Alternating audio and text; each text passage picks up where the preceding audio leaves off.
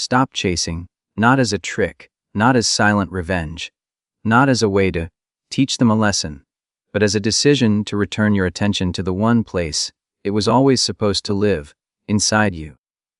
Because chasing does something to your energy that an avoidant can feel instantly. Even if they never admit it, it turns your love into pressure.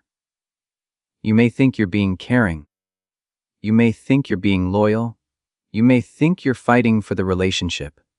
But in their nervous system, what they experience is demand, expectation, closeness coming too fast, and that triggers the exact reflex that made them avoid intimacy in the first place. An avoidant does not run because you are unlovable. They run because being needed feels like losing freedom. They associate emotional closeness with being swallowed, judged, controlled, or failing someone's expectations. So when you chase, when you double text, when you explain your feelings in paragraphs, when you ask, "Where is this going?" when you try to get clarity while they are already overwhelmed, you are unintentionally speaking a language their body reads as threat. And the tragedy is, you could be saying the most loving words in the world, but if your energy is anxious and reaching, their system hears, "I need you to regulate me," and they pull away to protect themselves. Now listen closely, because this is the shift that changes everything. You stop orienting your emotional life around their responses. You stop giving them the job of deciding whether you feel secure today.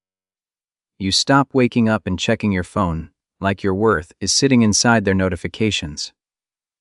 You stop rearranging your day to match their inconsistent attention. You stop measuring love by how quickly they reply. That is chasing. Chasing is not only texting first. Chasing is living in a constant state of, what are they thinking? Why are they distant? How do I fix this? What can I do to make them choose me? Chasing is emotional investment without emotional reciprocity. And the moment you stop doing that, the dynamic begins to reset. Because avoidants relax when they feel space. They breathe when they feel no pressure. Their attraction turns back on when they sense that you are not trying to trap them with need. This doesn't mean you become cold. It means you become stable.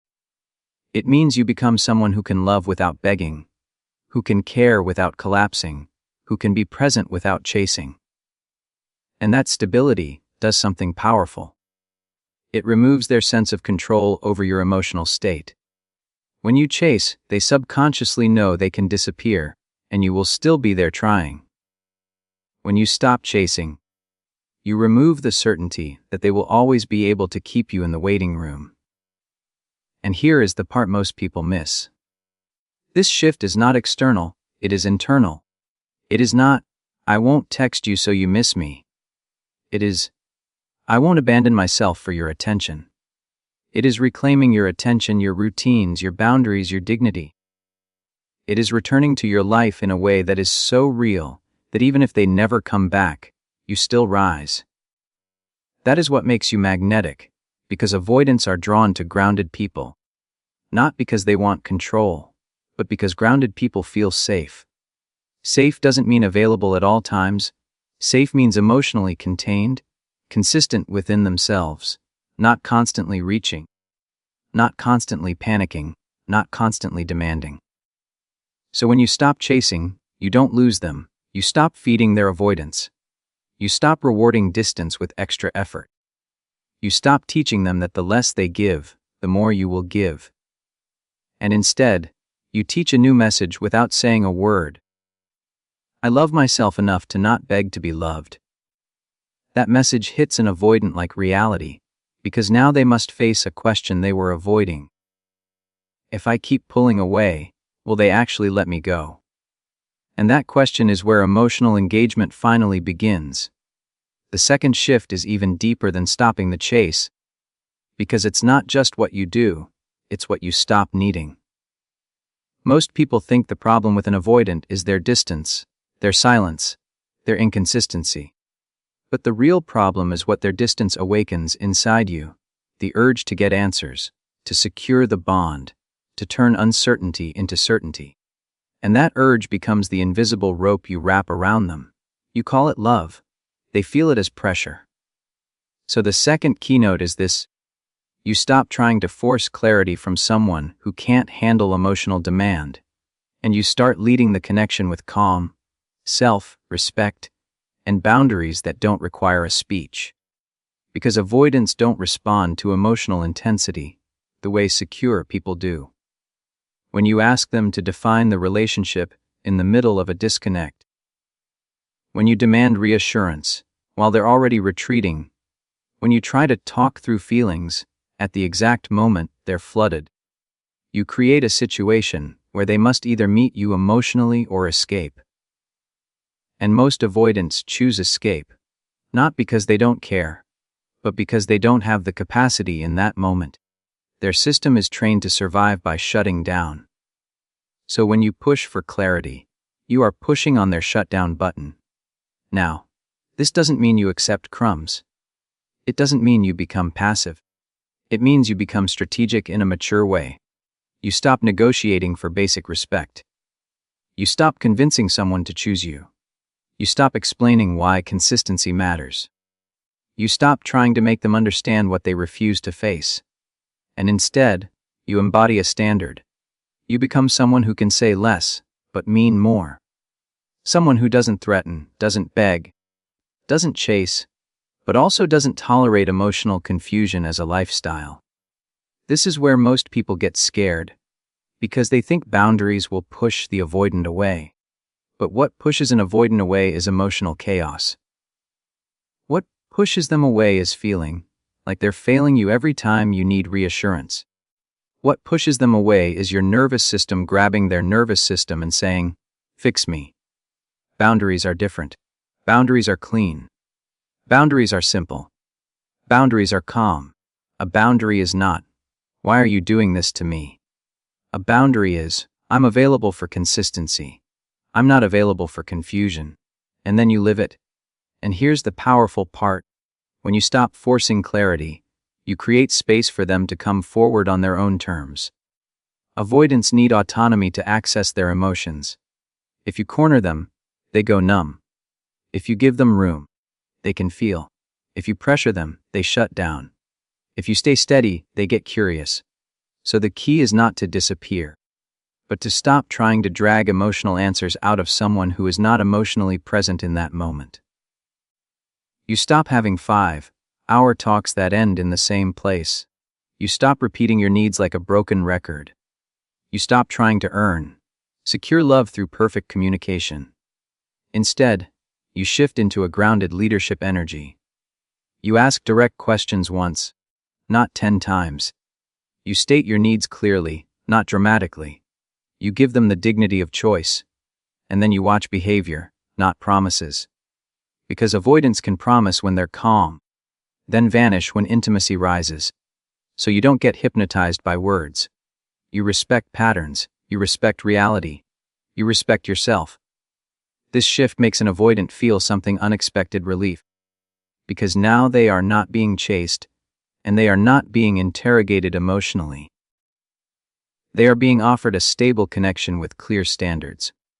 That is the environment where an avoidant can actually grow closer, because closeness is no longer a trap. It becomes a choice. And when an avoidant starts to feel that your love is not a demand, but an invitation, their defenses soften. They start to lean in, not because you forced them, but because you stopped trying to control the outcome and started honoring your own worth. The third keynote is where the real transformation happens, because this is the point where you stop trying to manage an avoidant, and you start becoming the kind of energy they cannot forget. This shift is not about them anymore. It's about you becoming emotionally self-contained, so your love is no longer a request, it's a presence. Because an avoidant doesn't just pull away from neediness. They pull away from emotional instability, from unpredictability, from intensity that feels like it could turn into control. And if your nervous system rises and falls based on their attention, they feel the turbulence, even if you hide it behind polite words.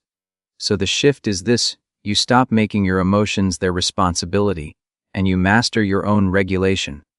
You become steady. You become calm. You become consistent within yourself. Not fake calm, not silent suffering, not pretending you're fine while you're breaking inside, but real internal stability, where you can feel your feelings without handing them to someone else to fix. That's the kind of energy that feels safe to an avoidant and irresistible at the same time. Think about it. Most avoidants grew up in environments where emotions were messy, overwhelming, or unsafe. Maybe love came with criticism. Maybe closeness came with guilt. Maybe needing someone meant disappointment. So their system learned, if I detach, I survive. And when they meet someone who is emotionally reactive, even if that reactivity is innocent, even if it's just anxiety, they interpret it as a future trap. They imagine endless conflict, endless demands, endless pressure. So they retreat before it gets too close. But when you are regulated, you don't chase, you don't explode, you don't plead, you don't punish, you don't spiral.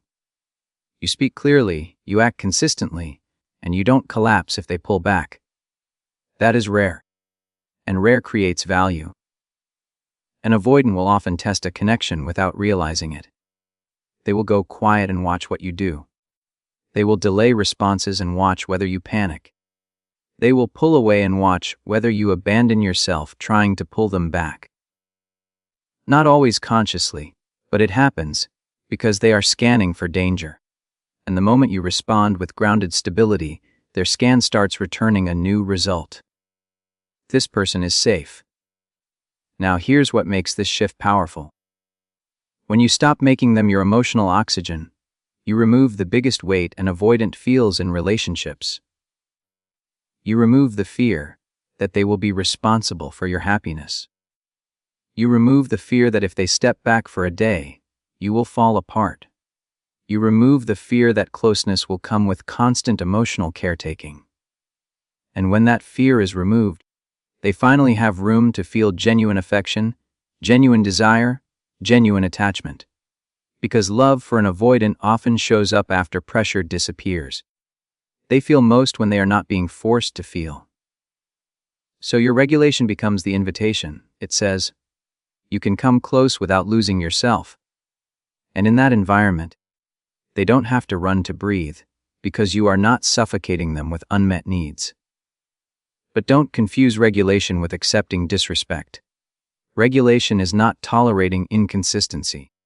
It's not allowing them to breadcrumb you. It's not shrinking yourself to keep them comfortable. Regulation is strength. It is being able to say, I'm not okay with that, without shaking. It is being able to walk away from confusion without hatred. It is being able to desire someone without clinging to them. That combination, desire without attachment, is magnetic. And this is why this keynote makes them love you more. When your presence becomes stable, your value rises in their mind. They start to associate you with peace instead of pressure. They start to associate you with safety instead of demand. They start to feel that being with you does not cost them freedom, it expands them. And when an avoidant experiences a love that feels spacious, steady, and self-respecting, something shifts inside them, because their old story breaks. The old story said closeness equals danger. Your energy teaches a new story without forcing it. Closeness can be safe, love can be calm, intimacy doesn't have to be a prison.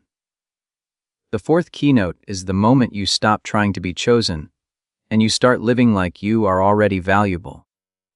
Because the truth is, the reason chasing fails is not only because it pressures an avoidant, it's because it quietly communicates something about your self-worth. Every time you over-explain, every time you tolerate inconsistency, every time you accept half effort and call it love, you teach them how to treat you. And avoidants, more than most people, respond to what you tolerate, not what you say. They may ignore a long emotional message, but they will never ignore a shift in your standards. So the shift here is simple but powerful. You stop rewarding distance with extra effort, and you start rewarding consistency with access to you. This is where many people get scared because they think, if I raise my standards, I'll lose them. But if the only way to keep someone is by lowering your standards, you were never safe with them to begin with. And the strange thing is, when you stop accepting crumbs, avoidants often become more serious. Not because you manipulated them, but because you finally created a relationship structure that doesn't enable their avoidance. Avoidants often unconsciously choose partners who will function emotionally. Someone who will keep the connection alive when they go cold. Someone who will carry the intimacy, carry the communication, carry the reassurance. That doesn't mean they're evil. It means they learn to rely on the other person doing the emotional labor. And when you do all the labor, they never have to grow. They never have to stretch. They never have to risk closeness. They can keep you in the relationship while still keeping their distance. So your fourth keynote is, stop making it easy for them to stay avoidant. Not with drama. Not with threats. Not with emotional explosions. With structure. Structure is the language an avoidant respects. Because structure is clear. It doesn't overwhelm. It doesn't beg. It doesn't chase. It simply states reality through action. If they disappear for days, the structure changes. You don't punish, you adjust. Your availability decreases. Your investment slows. Your access becomes earned. If they return with, "Hey, sorry, I've been busy," you don't melt instantly and hand them your full heart like nothing happened. You stay warm, but you stay aware. You stay kind, but you stay clear. You let them feel that inconsistency comes with distance, not with comfort. And this is where the magic happens. Avoidants often test boundaries, because boundaries reveal who you are. When they sense you are someone who can be lost, their nervous system wakes up. When they sense you will always be there no matter what, they relax into avoidance. The goal is not to make them anxious, the goal is to make the relationship real. Real relationships have consequences, not punishments, consequences. This is also where you stop being the option and become the standard. You stop auditioning. You stop trying to prove you're lovable. You stop negotiating for effort. You stop accepting vague connection. You stop being the one who always initiates, always repairs, always checks in, always understands. Because understanding without standards becomes self-abandonment. And once you stop abandoning yourself, you become the kind of presence that an avoidant starts to respect at a deep level. Even if they don't say it. Even if they act confused at first. Because they were used to you being predictable in a way that made them comfortable. You were predictable in chasing. Predictable in forgiving too fast. Predictable in lowering your needs so the connection could survive. When you change that, you become unpredictable in a powerful way. You might actually leave. Not as a threat, but as a truth. And that truth forces a decision. Avoidance can float in ambiguity forever when the other person keeps holding the rope. But when you introduce standards, the float ends. They either rise to meet you, or they drift away, and either outcome protects your soul. Because the deepest love is not created by chasing, it's created by mutual effort. It's created when someone knows that access to you is a privilege, not a guarantee. And when an avoidant finally experiences that you are not desperate, not available for confusion, not willing to be half-loved, something shifts. They start to take you seriously. They start to consider what it would cost to lose you. They start to show up, not because you begged them, but because your standards finally made your value undeniable. The fifth keynote is the one that separates temporary attention from real attachment, because this is where you stop reacting to their cycles and you start choosing your pace. Avoidants often move like a tide. They come close, then they retreat. They connect, then they disappear. They give you warmth, then they go cold. And if you don't understand what's happening, you start living your whole life in reaction to their wave. When they come in, you feel high. When they pull away, you feel anxious. Then you chase, then they retreat more. Then you feel rejected. Then you try harder, And suddenly your entire self-worth becomes tied to whether an emotionally unavailable person is on or off that week. So the shift here is this: you stop letting their closeness speed you up, and you stop letting their distance break you down. You become pace-led, not emotion-led. You stop treating every good moment like proof that everything is fixed, and every quiet moment like proof that you're losing them. You stop riding their nervous system. You stay inside your own. Because avoidants often create chemistry through inconsistency. Inconsistency is addictive. The brain becomes obsessed with unpredictable rewards. That's why you can feel more hooked to the one who gives you mixed signals than the one who gives you stability. But that hook is not love. That hook is a trauma pattern. That hook is your nervous system chasing resolution. And the moment you see that clearly, you stop calling anxiety passion. When you slow your pace, you stop feeding the cycle. An avoidant might come back suddenly with intense attention. They might text more. They might act affectionate. They might talk about the future. And if you've been starving for connection, you might pour your whole heart into that moment. You might overgive. You might overcommit. You might overattach. And then, when the avoidant feels that closeness rising, they retreat again. Not because you weren't enough, but because the intensity triggered them. So you learn to stabilize the connection by not letting the highs become too high and the lows become too low. This keynote is about emotional maturity. It is about saying, I will not give my whole heart to someone just because they showed up today. You let consistency build trust, not intensity. You let time reveal truth, not chemistry. You let patterns speak louder than promises. And you do it without punishment, without coldness, without games. You do it because you respect yourself enough to move at the speed of safety. And here's the part that makes an avoidant love you more: you stop flooding them with connection.